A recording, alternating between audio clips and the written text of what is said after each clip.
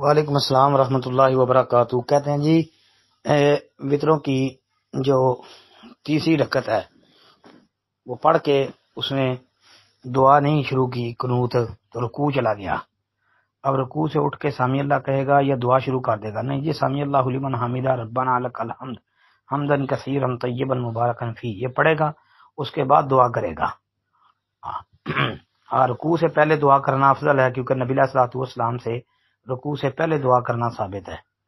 باقی رکوع کے بعد بھی دعا کی جا سکتی ہے۔ اب مسئلہ ہے ہاتھ اٹھانے کا، اور اس میں اختلاف ہے، تو اس میں لڑنا جھگڑنا نہیں چاہیے۔ قنوت نازلہ پر قیاس کرتے ہوئے ہاتھ اٹھاتے ہیں جی۔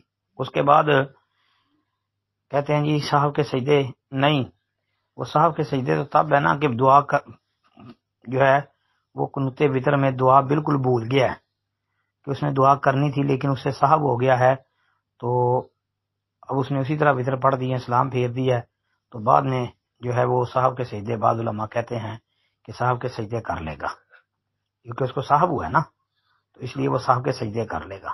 ایک بات۔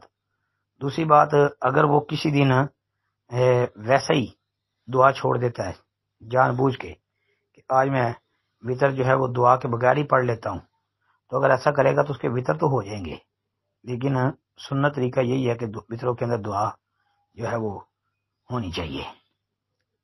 باقی جو ہے کہ تبارکتا ربنا و تعالی تک جب دعا کر لی ہے تو پھر رفع جان کرنے کی ضرورت کیوں ہے جی؟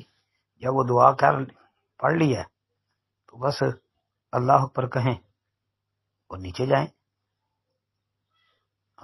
السلام علیکم ورحمۃ اللہ۔